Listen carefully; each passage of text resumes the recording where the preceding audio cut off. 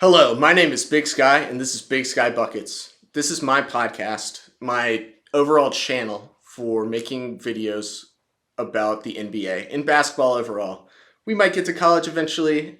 For right now, that's not the case. Here, I'm going to talk about my opinions on basketball in a landscape as wide as it is today. With how much talent there is, I think there's a lot of opinions, and I want to give mine. But today is the final day before basketball is back. So I'm going to give you my Eastern Conference standing predictions. So starting from the bottom at number 15, we have the Washington Wizards. The Wizards this past offseason decided to finally trade Bradley Beal after giving him a no-trade clause in his contract, which sent him to the Phoenix Suns for nothing in return. But they managed to flip that Chris Paul asset, 38-year-old Chris Paul, going to be 39 soon, into Jordan Poole. This, on paper, is not the greatest thing that you want if you're the Wizards. However, theoretically, this guy should be a candidate for most improved. He's going to shoot a lot of shots. And with no pressure, no criticism for bad shot selection and just shot chucking in general, there's a path here for him to be first-time All-Star, be the points per game leader of this team, and alongside Kyle Kuzma with his brand new contract, he is also prepared to be. He's either going to be a core piece of the future, which would make the timeline of this team very bizarre, or he could easily be a big trade candidate for the trade deadline when it rolls around in late February. That team can get assets in return and really start building for the future. And then when it comes to the future, their recent draft pick, Bilal Coulibaly, super experimental. He's going to be a great defender. You just want him to become a great two-way player. He's from France. He played with Victor Wembanyama. That's going to take time to pan out. So therefore, this team should be in no rush to win, and that's why I have them at 15.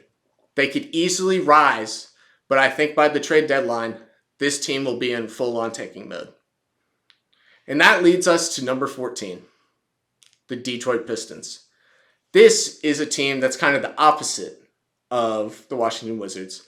This is a team that doesn't want to tank anymore. This is a team that wants to win. However, due to unfortunate events and happenings for this team, they have a brand new head coach, and they didn't get the Cade-Ivey backcourt they wanted last year after Cade went out. I believe it was 2 weeks into the season. They need to do one last year of tanking. That's what they need.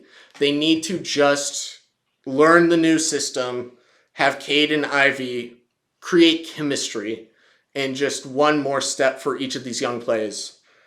Jalen Duren is super interesting. I think he could be one of the best centers in the league. I don't know if I'll ever have him at number one with how incredible some of these centers are becoming in terms of overall offensive and defensive skill, but I think defensively and just a lob threat, this guy's going to be great. I used to work for Overtime Elite. I know how good Asar Thompson can be, so I'm high on him. He's going to be great. He's going to take some time, but if he hits a ceiling, this kid's going to be a beast. And for the other young guys, they have some bigs off the bench. They got to figure out if they want to go with Marvin Bagley or James Wiseman, but this is a team that just needs to figure it out, so they need one more year. But one more year is all they'll need before they will finally have taken the leap. Let's talk about another team that seems to just always go through it. And I'm talking about number 13, the Charlotte Hornets. I, again, just feel so bad for the people of Charlotte. This team just can't catch a break. Whether it's controversy, whether it's just bad basketball, or just, again, just unfortunate. It feels like when this team was created after the Charlotte Hornets went to New Orleans and they became the New Orleans Hornets and then eventually the Pelicans, we recreated the Hornets again, but they were the Charlotte Bobcats. And ever since then, it feels like the basketball gods have just damned this team into oblivion. They just can't catch a break. The Miles Bridges stuff is awful. Losing Kai Jones, it feels like this team really does need just another year of development. Brandon Miller can be very special. But it feels like this team wants to win right now, and I can understand that from a lot of their fans. I just feel that you just take it one more year. There's a lot of really good teams on the rise, and there's a couple of teams that we're going to get to soon that I think that their time is ending. So I think you give it one more year. LaMelo's going to win you games, and that's why I have him above the other two teams prior. But I think let Mark Williams do his thing. Let him develop another year. He was a rookie last year. He was great. You with LaMelo, Mark Williams, and Brandon Miller, there's something bright there. It's just about you have to figure out who you want at the power forward. I would personally suggest PJ Washington. And then I think you need a shooting guard for the future. I just don't think Terry Rozier is going to be the guard of the future anymore. I think his time is coming to an end. So Hornets 13. At number 12, I have the Orlando Magic. And I know what a lot of you might think. Wow, they have Paulo Banchero and Franz Wagner. Like, they can't be that bad. And I think they won't be, which is why they're 12. And I think I could see them in the play-in. However, there is a problem, and over the course of time that I've gotten to know basketball and really gotten into it, which led me to this moment now, I think that playmaking is the most important factor in a competitive team. And if the playmaking is coming from guards, this team is going to have a problem. They have a logjam at guard. You're still banking on Markelle Fultz. I like him. I don't know if I love him as your point guard of the future. You have Jalen Suggs. You just drafted Anthony Black. This is another one of those teams that needs one more year to figure it out. And specifically when it comes to figuring out, you know that Paul is going to be a star. Franz is on the rise. Wendell Carter Jr. is he's a solid center. Your front court is fine. There's nothing to worry about there. It's just about this backcourt. And with so many questions, I figure that there's going to be a lot of time that they need before it's time for them to arrive. And so I have them at 12 for that reason. I would have them higher. There's just a couple of other teams that we're about to get to where I think they're going to start really good. They're going to have a bumpy start, but with the level of talent they have is going to lead to, all right, if you're only 500, then it might be time to blow it up. And that leads us to number 11. The team that I want to blow it up so bad. I have no idea if they're going to do it. But man, Masai Ujiri and the Toronto Raptors have just screwed over their fans time and time again since they won. Since they won in 2019, they have let Kawhi Leonard walk for nothing. Understandable, he didn't want to be there. Everyone kind of figured this was going to happen. You then let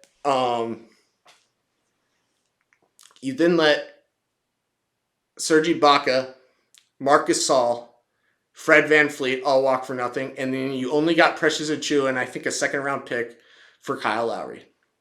Those are, 5, 6 guys that are all important key pieces of a championship-level team. You are now left, the 3 guys that you are banking on to be your core now is Pascal Siakam, who's 29, about to be 30, and is on the last year of his contract. OG Anunoby, who is right in between Pascal and Scotty Barnes. All 3 of those in the next 2 years need a new contract. You're going to have to give Scotty Barnes most likely a max rookie contract extension at the end of the year. OG Anunoby is also a free agent after this year, and Pascal Siakam is also a free agent after this year. All of those guys are going to ask for max money. That's not going to work. It is time. You can either pick a side. Pick the side of we want to win now, get rid of Scotty, and lock up the other 2 guys with the veteran experience. Or if you want to just say this team isn't going to win us anything, which it's not as currently constructed, we just need to hit the rebuild button. You build around Scotty Barnes and you just add more young talent around them and get rid of the other 2. Where you are right now has been shown throughout NBA history. It does not work. It didn't work with the Golden State Warriors. It's not going to work with you. I want you to blow it up. Trade deadline, get rid of Pascal, get rid of OG. It doesn't really matter. Just do that because that's how you're going to end up at 11. Play-in time. At the 10th spot of the play-in is a team that is eerily similar to the Raptors, but there's a bright side to it, and that is the Brooklyn Nets. The Brooklyn Nets blew it up at the trade deadline last year, but they got back real value. Mikal Bridges is going to be an all-star. He is the key piece of this team. You have an iron grip on the wing market with Cam Johnson, Spencer Dinwiddie, Dorian Finney-Smith, and just a bunch of other long, tall wing defenders. You're going to be fine. The problem with this team is just the same as the Orlando Magic. Where are the playmaking guards? And the only difference here, and I'm giving you a little bit here, is I'm going to give Ben Simmons a tiny bit of credit. He's the only reason I have them at 10. Is that if he can even be just a role player, this team can probably get to the 10th seed. Otherwise, I'm not buying the Ben Simmons is back stock. We do this every year. This is the year he shows everyone that he can finally shoot outside the paint, blah, blah, blah. He's going to be an all-star, all defensive again. I don't buy it. I'm not going to buy it. Like, fool me once, shame on you. Fool me twice, I'm not doing this again. And so I have Brooklyn Nets at 10. They're going to be all-world defense. I just hate their playmaking so much. They might be a bottom 5, 3 offensive team in the league. So, number 10. And at number 9, I have the second and final team in the East that needs to blow it up. The Chicago Bulls, baby. Michael Jordan's team. The team that Michael Jordan built has been cursed ever since he left. They have. Derrick Rose, MVP, immediately destroys his knees. Incredible. Put together a team that looked like they were going to be the number 1 team in the East 2 years ago. Lonzo Ball's knees, gone. Feel so bad for him, but this team is cursed. It's time to kill it.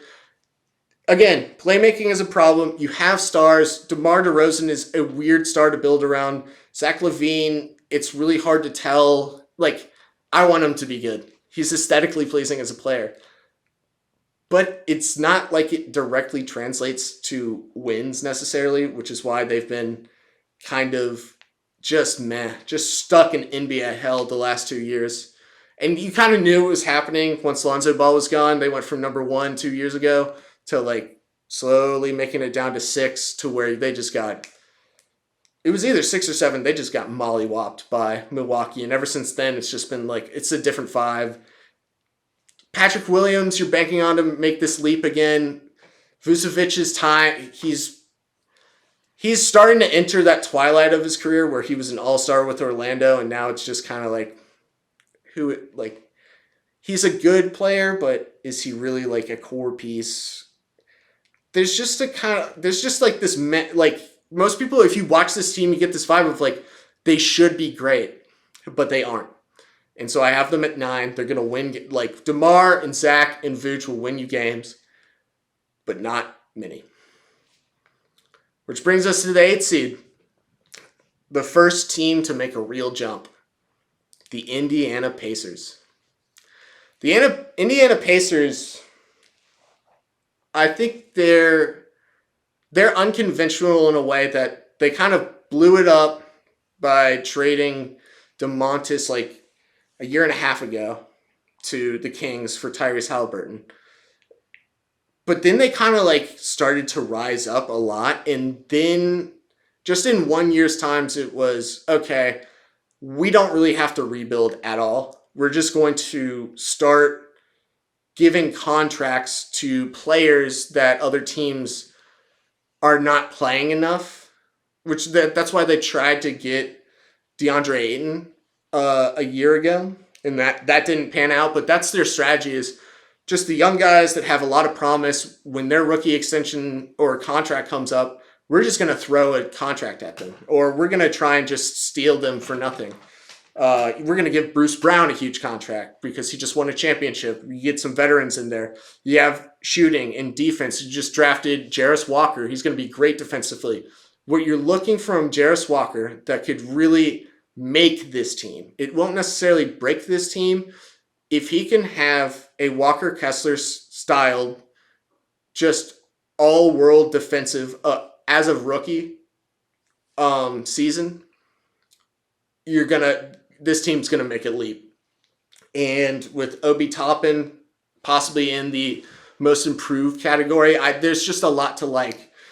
I think Tyrese Halliburton's a tad bit overrated, but like I'm gonna save that for another day. I think he will be perfectly rated after this season. I just think it's a little like you jumping the gun just a tad bit. But this team should make the play-in. Then we get to really figure out how Tyrese Halliburton is as a player. And then the only real question mark for this team to me is just, what do you do with Buddy Hield? Are you going to keep him? Or are you just going to let him walk after the season is over? I don't know, but there's a lot to like about this team. At 7, the biggest faller yet. The Miami Heat. The Miami Heat. I'm trying to give them credit here. 7 is still better than what they ended up as last year before the playoffs started, where they lost to the Atlanta Hawks in the play-in. When they were the 7th seed, they lost, and then they made it 8th when they beat the Chicago Bulls. This is a team that is just not going to be great in the regular season. You know what they're going to be. Like, everyone's beat it down. They beat a dead horse here. Heat culture, blah, blah, blah. Jimmy Butler is going to be great in the playoffs. He doesn't really take the regular season seriously. Tyler Hero will, and Bam probably will. It's just kind of when you let rotational guys like Gabe Vincent and Max Strus walk for nothing, I'm sure a lot of you are going to say they didn't mean much, but they had key rotational minutes in the playoffs, and they did a lot to help them get as far as they did. When you have to integrate new undrafted players or just new young guys that haven't gotten like any runtime thus far, that's going to be a learning curve, and that's going to cost you wins during the regular season. So I'm not saying that there's a couple of teams coming up here that I would put them above if we were doing a power rankings for the playoffs, but given the regular season hasn't even started yet, like, that's what we're talking about here. We're not. So we are now exiting out of the play-in, and we're going to get to the regular season or the playoff positions. Playoff locks here. Ladies and gentlemen, my Atlanta Hawks. Finally, they have a real coach who integrates a real system. Quinn Snyder has always been a positive regular season coach.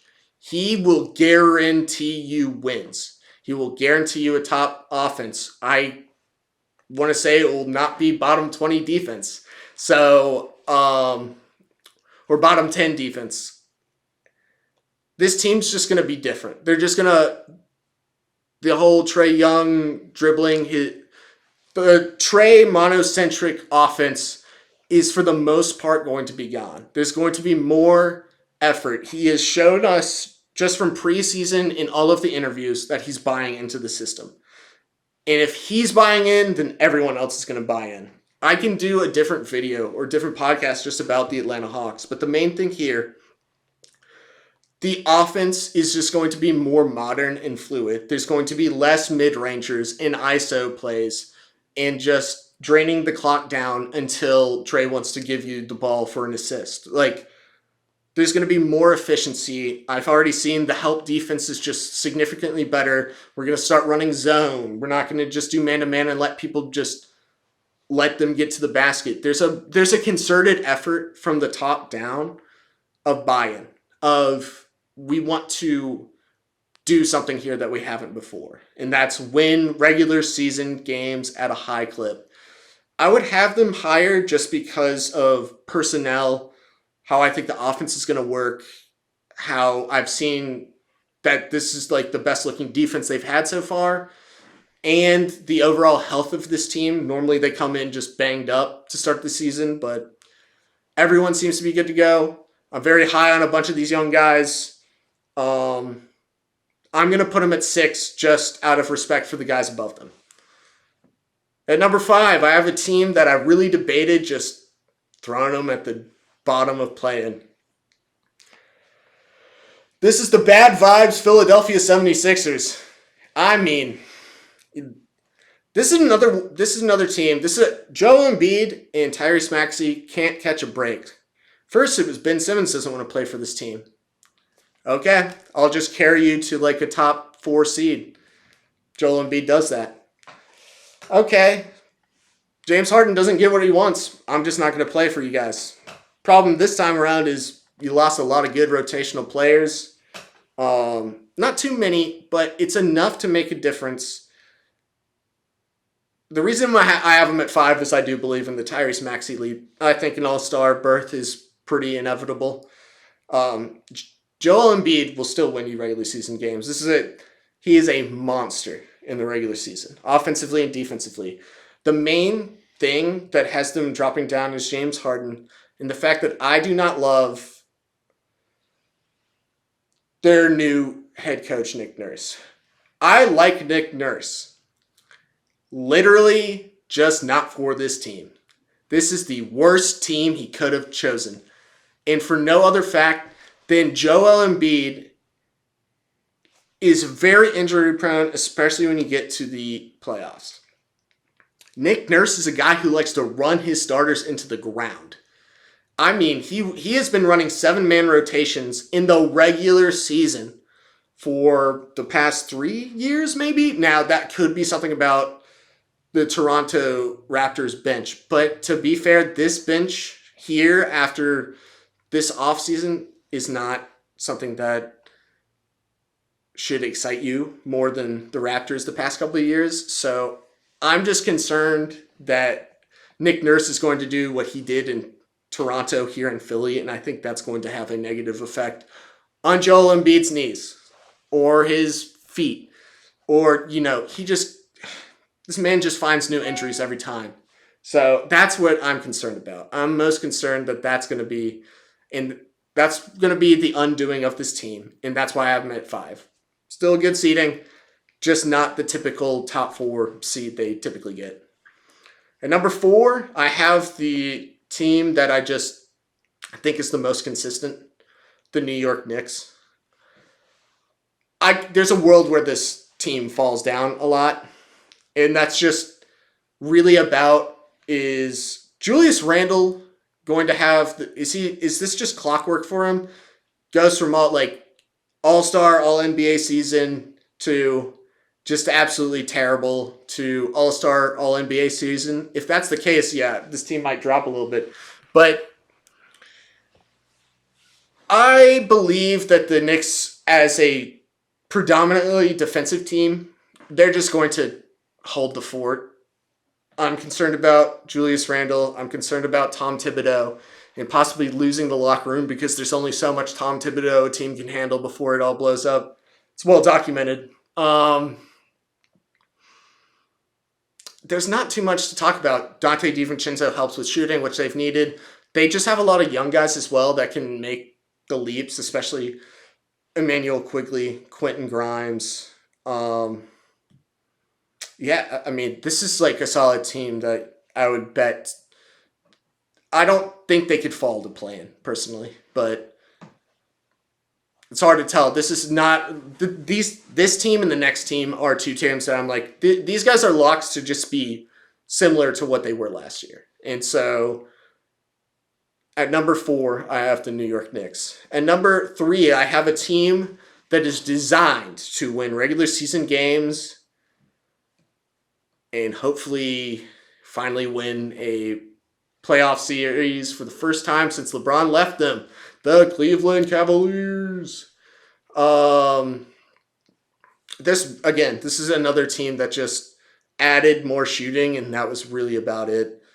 I'm going to disregard for once the actual regular season for this team. I think you need to maybe trade Jarrett Allen and just make Evan Mobley your full-on starting center and just add like a real stretch 4 to this team or get a stretch 5 at the cost of regular season games. If you want to keep moving on, I just think the Twin Towers thing in Cleveland opposed to Minnesota is really good defensively and really just kind of bad offensively.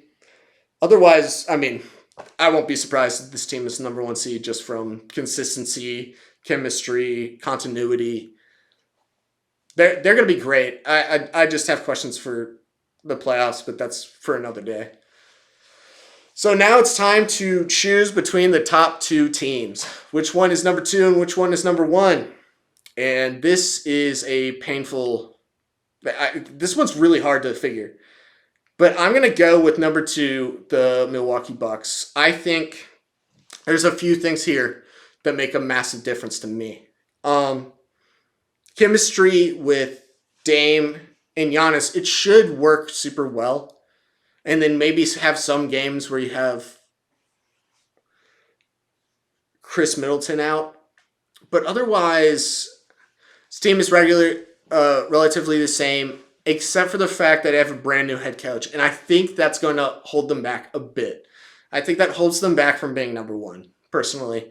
I think Adrian Griffin will probably be good for them, but as a brand new head coach, never done it before, my concern is that it's going to take them a while to learn his new system, or it's going to take him a while to really reach them because Giannis will be like, I want the ball in my hands to put up like 30 and 10 or something like that. And Dame will be like, well, I've always had the ball in my hands in Portland, so I want the ball in my hands so I can average 30 and 10. Like, that there is kind of the issue I have, really. It also, the starting shooting guard is not great, but that's not really a big deal for a team that has Giannis and Dame. I just think they have some tweaks to do here, and I think that will cost them a few games, which leads me to the number 1 team that I think will have no tweaks, and the only concern is injury, and that is the Boston Celtics. Theoretically, because the season hasn't started, this is the best starting 5 in the league. I'm still going to go with Denver because they actually won a championship. But if your starting 5 is Derek White, Drew Holiday, Jaylen Brown, Jason Tatum, and Kristaps Porzingis, this team is going to be unbelievable on both ways of the floor.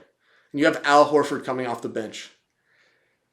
There's really not too much to talk about. I wish I could get into analytics, but I'm gonna save that for once they start playing. But this team is going to shoot the lights out. They're going to be incredibly dynamic. The main question is, can Kristaps Porzingis play enough games? And then with how old Al Horford is getting, is that going to be a question? Is that going to be questionable to play him a lot during the regular season?